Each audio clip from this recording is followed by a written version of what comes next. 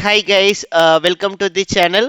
So in this SQL tutorial series, we are going to see date related functions. So especially on this video, we will see three functions and remaining function we will see in the upcoming video. So in this video, we will see current date, current timestamp and current time. So what is the current date? It's used to get the today date or current date from the server. So the most of the servers are will be in the UTC time, so you can check that, so whether is it in UTC or different time zone. So in this postgrad, right, so it's in the UTC timing because let's see how we can able to identify. So if you want to get the current date, you can use the current date function. So if you want to get just timing, so you will get time. You want to get both time and date, you can use timestamp, current underscore timestamp. Let's see how we can able to get that. You have to use select to get that date functions, right? So you want to get the timing date, right? So we can use current underscore date. That's a function. So if you run the query, you will get the current time. How we can, I said it's a UTC in the last plus C00. It means it's in the UTC timing.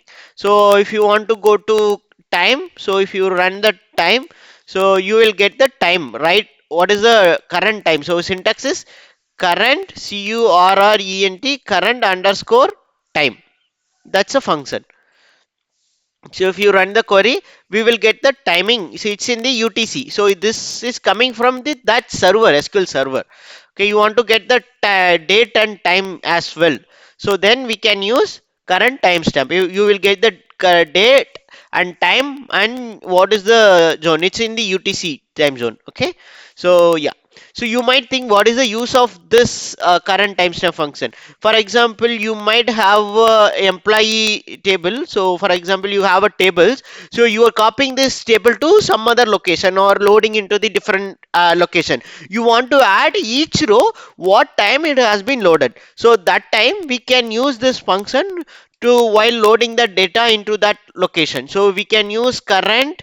So you want to get the what time that row has been updated. I mean, there might be job, it might be running every day to pick that files from that location and load it into the table. So during that loading time, you want to know what time it has been loaded. You want to add one more column, you want to do that. So that time you can use this current time function.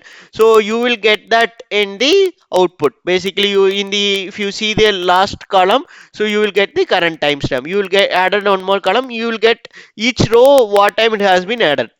Though this is a very useful in real time. So you might, if you are in data engineer or data analyst or some other role related data, you might aware of it, what is the usage of this. So if you like this video, please subscribe and share it with your friends. Thank you so much. Have a nice day. Bye bye.